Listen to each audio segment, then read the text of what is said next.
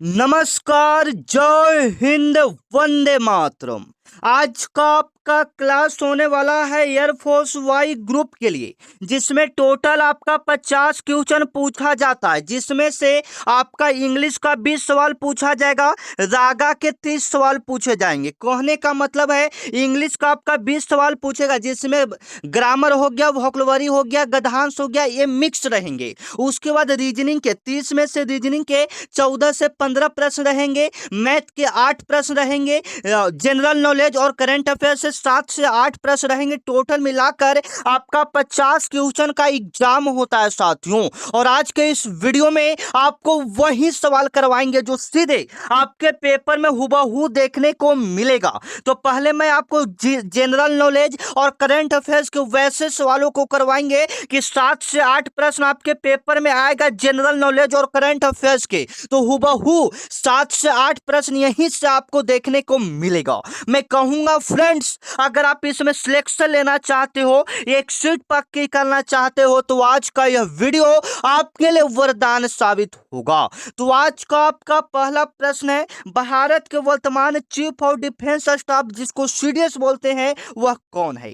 भारत के वर्तमान chief of defence staff कौन है? बिल्कुल आप सही करोगे, जनरल अनिल चौहान है, ऑप्शन नंबर बी। आप याद रखिएगा, भारत के वर्तमान चीफ ऑफ डिफेंस स्टाफ कौन थे? General Anil Chauhan, option number B. Option number B आप बिल्कुल सही करोगे। आपके पेपर में यह सवाल हुबहू आपको देखने को मिलेगा। यहां पर एक और सवाल बनता है कि भारत के पहले चीफ ऑफ डिफेंस स्टाफ कौन थे? भारत के पहले सीडीएस कौन थे? आप याद रखोगे, आपके पेपर में आएगा जनरल बिपिन रावत। जनरल बिपिन रावत आप याद रखना, आपके पेपर में सवाल आएगा। भारत के प्रथम चीफ ऑफ डिफेंस स्टाफ कौन थे? जनरल बिपिन रावत, आप याद रखना। ये दो सवाल मैं आपको बता रहा हूं, आपके पेपर में सवाल आएगा। चलो सेकंड नंबर सवाल देखना, जो कि सीधे आपके पेपर में आएगा।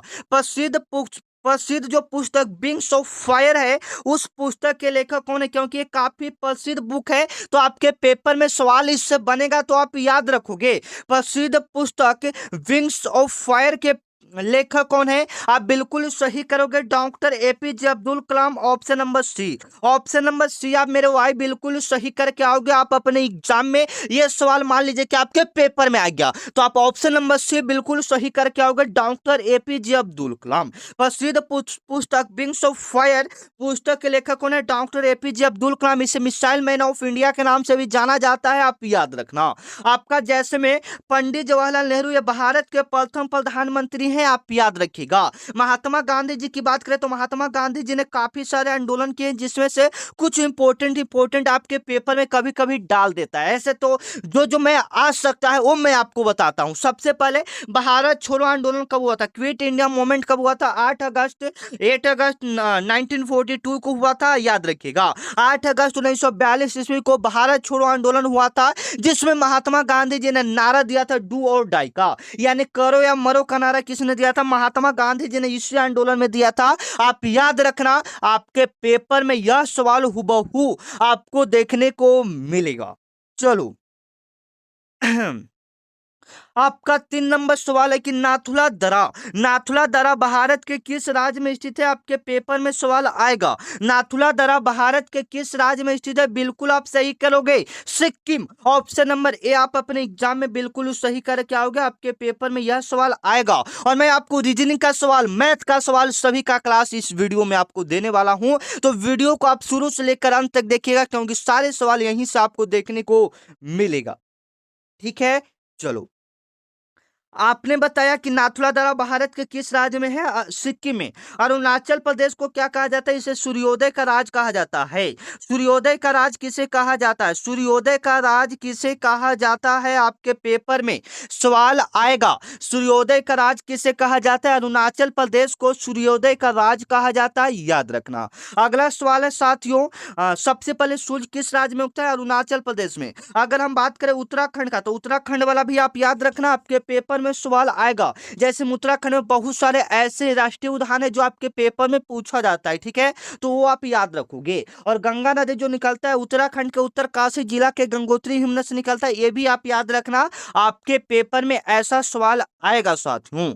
चलिए, आपका आने वाला अगला सवाल है, भारत के राष्ट्रपति को पद की शपथ कौन दिलाता है? अगर भारत के राष्ट्रपति पद को शपथ दिलाना है तो कौन दिलवाएगा? ये सवाल आपके पेपर में बन रहा है, आप बिल्कुल सही करोगे, आप बिल्कुल सही करोगे। भारत के मुख्य न्यायाधीश जिसको सीजेआई भी बोलते हैं, वह राष्ट्रपति पद की शपथ दिलाता है। ऑप्शन नंबर सी आप बिल्कुल सही करोगे। मैं आपको पहले बता दूं, अगर आपका एग्जाम 22 और 23 सितंबर को, क्योंकि इसका एग्जाम डेट पहले ही आपको जारी कर दिया गया है 22 और 23 सितंबर, अगर आपका भी एग्जाम 22 और 23 सितंबर को तैयारी नहीं किया है और एयरफोर्स में सिलेक्शन लेना चाहते हो तो यह चैनल आपके बड़े भैया का है। मान लीजिए यह चैनल आपका ऐसा काम आएगा जिससे सिलेक्शन आपका पक्का है, तो सभी बच्चे, जो बच्चे तैयारी नहीं किया है, चैनल को सब्सक्राइब कर लो, ठीक है, चैनल को सब्सक्राइब कर लो। सारा सवाल आपको यहीं से हम लड़वाएंगे, ठीक है ना। चलिए, आपका आने वाला अगला सवाल है साथियों, बताना आपके पेपर में आएगा, देखिएगा जवाब आप लोग देते चलिएगा, ठीक है। धावने की तीव्रता, धावने की तीव्रता मापने का इकाई क्या है? धावने की तीव्रता मापने का इकाई क्या है? बिल्कुल आप सही करोगे, आपके पेपर में आएगा डेसिबल। धावने की तीव्रता किससे मापी जाती है मेरे भाई? डेसिबल से मापा जाता है, ऑप्शन नंबर बी। धावने की तीव्रता किससे मापी जाती है? डेसिबल, ऑप्शन नंबर बी आप याद रखोगे। आवृत्ति का एसआई मात्रा क्या होता है? हर्ट्ज होता है, ऑप्शन नंबर बी ए आप बिल्कुल सही करोगे। शक्ति का एसआई मात्रा क्या होता है? वाट होता है, आप बिल्कुल सही करोगे। आपके पेपर में यह सवाल आपको हुबहू देखने को मिलेगा, आप याद रखना। फिर से एक बार हम आपको बोलते हैं, शक्ति का एसआई मात्रा क्या होता है? वाट होता है। आवृत्ति का एसआई मात्रा क्या होता है? हर्ट्ज होता है। धावने की तीव्रता की मापने वाला इकाई का नाम क्या है? डेसिबल। आप याद रखना, आपके पेपर में यह सवाल हुबहू आपको बनेगा, ठीक है ना। चलिए, आपका 6 नंबर आपका सवाल है जो सीधे आपके पेपर में बनेगा मेरे भाई। वायुमंडल के किस परत में रेडियो तरंग परावर्तित होती है? आपके पेपर में आएगा कि वायुमंडल के किस परत में रेडियो तरंग परावर्तित होता है, आपके पेपर में यह सवाल हुबहू आपको बनेगा। तो जो रेडियो तरंग रहता है वह वायुमंडल के आयन मंडल में परिवर्तित होता है, option number C. Option number C यहाँ पर आप बिल्कुल सही करोगे, जो कि सीधे आपके पेपर में सवाल आएगा। फिर से एक बार रिपीट कर दे रहे हैं, वायुमंडल के किस परत में रेडियो तरंग परावर्तित होती है? तो आयन मंडल में परावर्तित होती है, आप याद रखना, आपके पेपर में सवाल बनेगा, ठीक है। चलो, आपका आने वाला अगला सवाल है, आईपीएल 2024 का खिताब किस टीम ने जीता था? आपके पेपर में यह सवाल आएगा साथियों कि आईपीएल 2024 का खिताब किस टीम ने जीता था, बताइएगा। और मेरा वीडियो आप लोग कहां कहां से देख रहे हैं एक बार कमेंट करके बताओगे। और जो बच्चे एयरफोर्स वाले वाई ग्रुप वाले व्हाट्सएप ग्रुप को ज्वाइन नहीं किया है, ज्वाइन कर लीजिएगा, क्योंकि जो भी क्लास आपका होगा, क्योंकि 22 सितंबर को एग्जाम है, तो इतना दिन में आपका तैयारी हम ऐसा करवा देंगे कि 50 में 50 प्रश्न आप अपने एग्जाम में सही करके आओगे, ठीक है। तो आप क्या ये काम करिए, व्हाट्सएप ग्रुप को ज्वाइन कर लीजिए, 9334517119, ठीक है, 197119, ठीक है। यह मेरा व्हाट्सएप नंबर है, इस पर आपको एयरफोर्स लिखकर मैसेज करना है। इस पर आपको क्या करना है? एयरफोर्स लिखकर मैसेज करना है। जैसे ही आप इस नंबर पर एयरफोर्स लिखकर मैसेज करेंगे, मेरे तरफ से आपके पास व्हाट्सएप ग्रुप का लिंक जाएगा, उस लिंक पर क्लिक करोगे तो आप व्हाट्सएप ग्रुप में ज्वाइन हो जाओगे, ठीक है। चलिए, तो ये जुड़ने का प्रक्रिया है। चलिए, 7 नंबर सवाल को देखेंगे, आईपीएल 2024 का खिताब किस टीम ने जीता था? तो कोलकाता नाइट राइडर्स ने जीता था, option number B. Option number B आप बिल्कुल सही करोगे, कोलकाता नाइट राइडर्स ने जीता था, option number B. Option number B आप बिल्कुल सही करोगे, आपके पेपर में यह सवाल आएगा। चलिएगा, आपका आने वाला अगला सवाल है, कंप्यूटर लिटरेसी डे कब मनाया जाता है, यानी कंप्यूटर साक्षरता दिवस कब मनाया जाता है? याद रखना, आपके पेपर में सवाल आएगा। कंप्यूटर साक्षरता दिवस मनाया जाता है मेरे भाई 2 दिसंबर को। कब मनाया जाता है फ्रेंड्स? 2 दिसंबर को मनाया जाता है, option number B. Option number B आप याद रखिएगा, ऑप्शन नंबर बी। कंप्यूटर साक्षरता दिवस कब मनाया जाता है? 2 दिसंबर। 1 दिसंबर को आपका विश्व एड्स दिवस मनाया जाता है। 1 दिसंबर को आपका क्या मनाया जाता है? विश्व एड्स दिवस मनाया जाता है। आप याद रखना, आपके पेपर में यह सवाल हुबहू आपको देखने को मिलेगा। 1 दिसंबर को क्या मनाया जाता है? विश्व एड्स दिवस मनाया जाता है। 2 दिसंबर को कंप्यूटर साक्षरता दिवस, 10 दिसंबर को विश्व मानव अधिकार दिवस मनाया जाता है, ठीक है। 5 दिसंबर हमको पता नहीं है, ठीक है। चलिए, आपका आने वाला अगला सवाल है साथियों, जो कि सीधे आपके पेपर में यह सवाल बनेगा, हर्ष चरित्र के लेखक कौन थे। आपके पेपर में सवाल आएगा हर्ष चरित्र के लेखक कौन है, बिल्कुल आप सही करोगे, वान भट्ट। हर्ष चरित्र के लेखक कौन है, वान भट्ट। आप याद रखिएगा option number B, option number B आप याद रखिएगा, हर्ष चरित्र के लेखक कौन है, वान भट्ट। हर्ष चरित्र के लेखक कौन है मेरे भाई, वान भट्ट, याद रखिएगा option number B. Option number B आप बिल्कुल सही करोगे, आपके पेपर में सवाल आएगा, क्योंकि प्रसिद्ध पुस्तक है तो उसके बारे में एक दो सवाल डाल देगा, ठीक है ना। 7 से 8 ही सवाल पूछा जाएगा, 10 सवाल यहाँ पर हम आपको करवा रहे हैं, 7 से 8 सवाल यहीं से, ठीक है। चलिए, हाल ही में 2024 मरणोपरांत भारत रत्न से सम्मानित किए गए कर्पूरी ठाकुर किस राज्य के पूर्व मुख्यमंत्री थे। आपके पेपर में पूछ रहा है कि हाल ही में 2024 में मरने के बाद एक व्यक्ति को भारत रत्न से सम्मानित किया गया जिसका नाम था कर्पूरी ठाकुर, और वह किस राज्य के पूर्व मुख्यमंत्री थे। तो वो पूछ रहा है कि किस राज्य के पूर्व मुख्यमंत्री थे। आप याद रखोगे, हो जाएंगे बिहार के, option number C. Option number C आप बिल्कुल सही करोगे, आपके पेपर में यह सवाल आपको हुबहू देखने को मिल रहा है कि हाल ही में 2024 में मरने के बाद भारत रत्न से सम्मानित किए गए कर्पूरी ठाकुर किस राज्य के पूर्व मुख्यमंत्री थे, बिहार के थे। आप याद रखना, आपके पेपर में यह सवाल हुबहू आपको देखने को मिलेगा मेरे भाई। आप चलिएगा रीजनिंग के सवालों में हम लोग प्रवेश करते हैं, जो कि आपके पेपर में आएगा।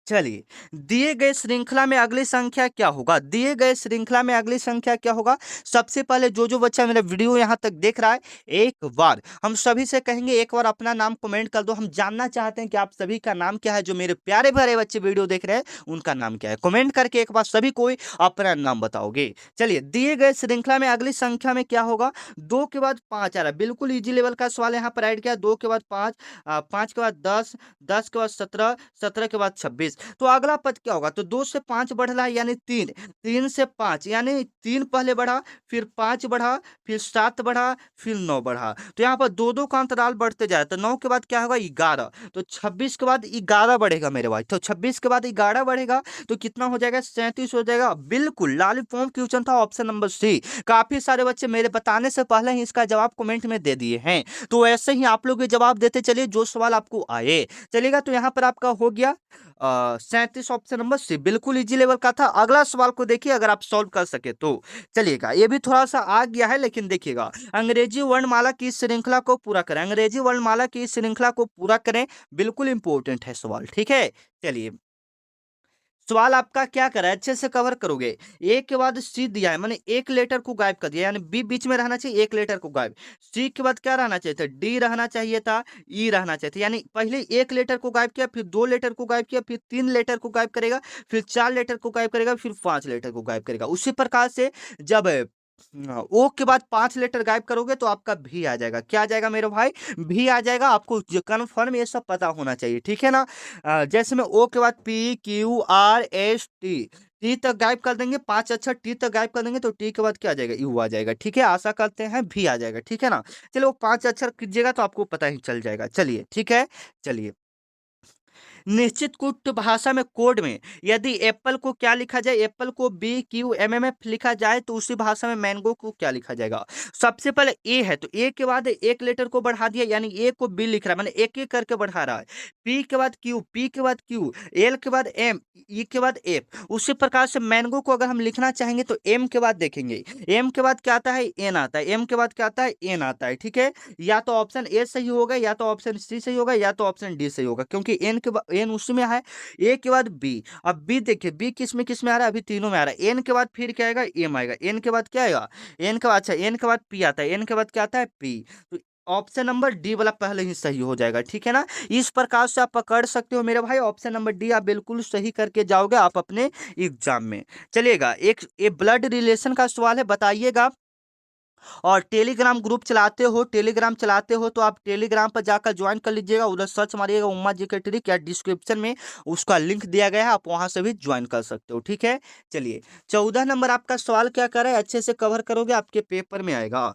एक तस्वीर की ओर इशारा करते हुए एक आदमी ने कहा, वह मेरे पिता का। जैसे में कोई एक आदमी है, मान लीजिए आप हैं, आप कह रहे हैं कि वह मेरे पिता का, यानी आपके पिता का, आपके पापा के इकलौता बेटा, आपके पापा का इकलौता बेटा यानी आप, आपका इकलौता बेटा यानी आपका बेटा तस्वीर वाला उस आदमी से कैसा संबंध है? तो आपका बेटा क्या लगेगा? आपको बेटा ही लगेगा, ऑप्शन नंबर सी। इस प्रकार से ब्लड रिलेशन को पकड़ा जाता है। थोड़ा सा इसमें माइंड को यूज करना पड़ता है मेरे भाई। काफी सारे बच्चे बोलते हैं सर हमको पता नहीं चलता है, तो बाबू थोड़ा सा भी अगर आप दिमाग इसमें लगा दोगे आपका आंसर सॉल्व हो जाएगा। ठीक है, चलिए चलिए अगला सवाल चलते हैं। 15 नंबर सवाल देखना। राम उत्तर दिशा की ओर, नक्शा में उत्तर हमेशा ऊपर होता है, तो 5 किलोमीटर मान लीजिए कि इधर चल रहा है, 5 किलोमीटर इधर चल रहा है, ठीक है, 5 किलोमीटर। फिर वह दाईं ओर 4 किलोमीटर, फिर इधर कितना मुड़ता है? दाईं ओर 4 किलोमीटर। फिर वह दाईं ओर मुड़ता है 5 किलोमीटर, मैंने फिर से यहाँ से 5 किलोमीटर मुड़ता है, ठीक है। तो वह अपने प्रारंभिक स्थिति से, फिर वह सॉरी, यहाँ पर ऐसे सवाल नहीं बनेगा मेरे भाई। सबसे पहले तो 5 किलोमीटर मुड़ेगा तो मुड़बे करेगा, ठीक है। चलिए फिर वह 4 किलोमीटर मुड़ता है, फिर वह कितना? 4 किलोमीटर। फिर वह 5 किलोमीटर, ऐसे 5 किलोमीटर, ठीक है। तो वह अपने प्रारंभिक दूरी से कितना दूरी पर? ई वाला 5, तो ई वाला कितना हो जाएगा? 4। और 4 किलोमीटर की दूरी पर है, तो इधर से कौन सा दिशा हो जाएगा? पूरब। कौन सा दिशा हो जाएगा? पूरब। Option number A. Option number A आप बिल्कुल सही करोगे, आपके पेपर में सवाल आएगा। ऐसे सवालों को आप इस लेवल से सॉल्व कर सकते हो, ठीक है। चलिए, जिस प्रकार 8 का संबंध 27 से, जिस प्रकार 8 का संबंध किससे है? 27 से है, तो उसी प्रकार 64 का संबंध किससे होगा? 8 माने 2 का क्यूब होता है 8, 3 का क्यूब कितना होता है? 27, 4 का क्यूब कितना होता है? 64, तो 5 का क्यूब आपके में कितना हो जाएगा? 125। Option number A. Option number A आप बिल्कुल सही करोगे, जो कि सीधे आपके पेपर में यह सवाल आएगा। चलिए, आपका आने वाला अगला सवाल है कि शब्दों का सही संबंध चुनें। थर्मामीटर का संबंध किससे? तापमान से। थर्मामीटर क्या नापता है? तापमान मापता है। तो बैरोमीटर क्या मापता है? बताओगे बैरोमीटर आपका क्या मापता है मेरे भाई? बैरोमीटर आपका मापता है एटमॉस्फेरिक प्रेशर, यानी वायुमंडलीय दाब को मापता है। ऑप्शन नंबर बी, ठीक है।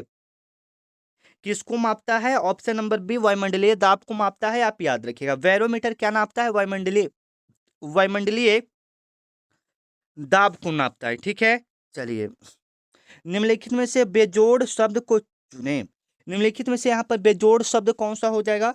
बेजोड़ यानी अलग चुन सकते हैं, तो सेव, आम, केला, ये सब फल में आता है, लेकिन आलू आपका सब्जी में आता है, ठीक है। तो यहाँ पर ये एक अलग चीज हो जाएगा, ठीक है।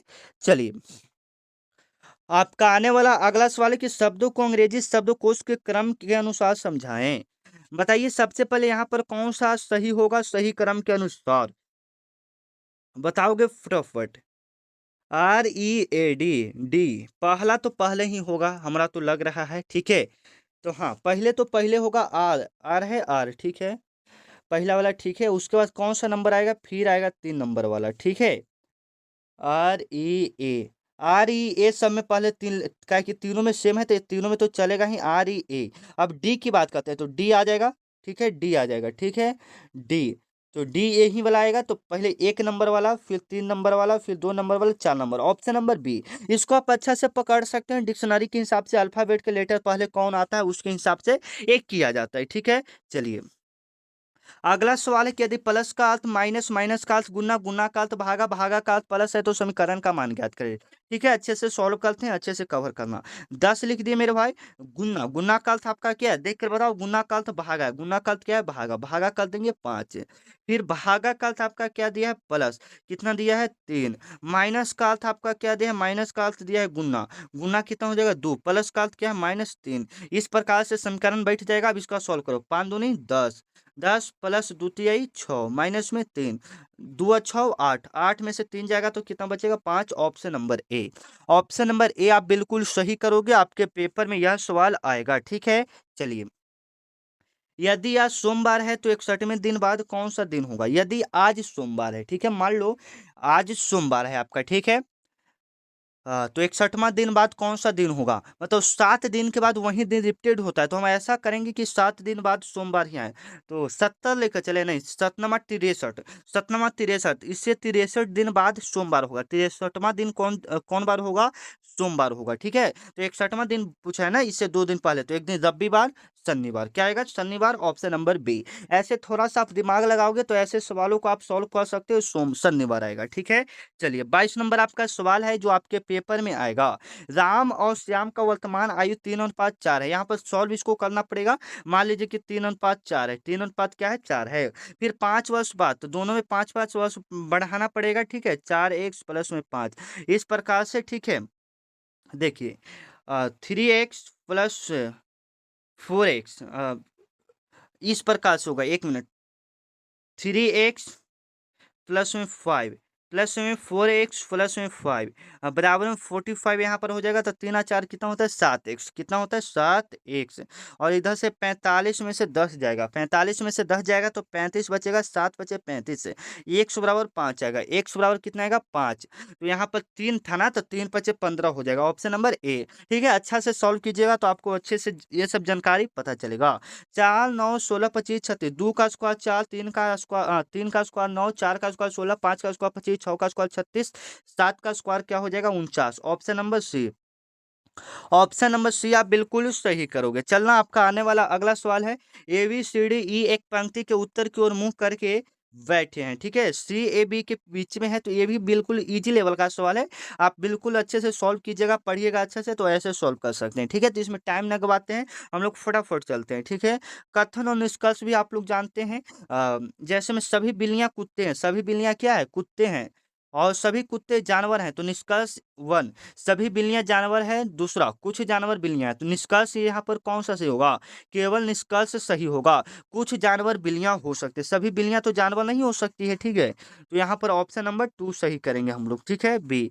चलिए, यह थोड़ा सा आपका मैथ का 1-2 सवाल करवा देते हैं जो आपके पेपर में आएगा। ए किसी काम को 10 दिनों में, बी की उसी काम को 15 दिनों में, तो दोनों मिलकर उस काम को कितना दिनों में करेगा? जब भी इस प्रकार से सवाल आए, 1/10 करो, 1/15 करो। ठीक है, 10-15 का एलसीएम कितना आ जाएगा? 23। तो यहाँ पर आएगा 3 प्लस में 2, 3 प्लस में 2 तो 5/23 है। इसको कट करेंगे तो 1/6 आएगा, यानी 6 दिन में यहाँ पर हो जाएगा। ठीक है, ऑप्शन नंबर बी यहाँ पर आप क्या करोगे मेरे भाई? बिल्कुल सही करोगे। चलिए, आपका 27 नंबर सवाल। 27 नंबर सवाल बिल्कुल सभी है कि दो संख्याओं का लसा 48 मसा 8 है, एक संख्या दिया, तो इसके लिए फॉर्मूला होता है ए गुना बी। ए गुना बी बराबर एलसीएम गुना एच सी एफ, एलसीएम गुना एच सी एफ। ए गुना बी क्या हो जाएगा बताइए? ए का मान 16, बी का मान रहेगा इधर 48 गुना 8, तो 16 × 48, तो बी बराबर 8×8 = 24, ऑप्शन नंबर बी। चलिए, मिलते हैं नेक्स्ट वीडियो में, तब तक के लिए जय हिंद, वंदे मातरम।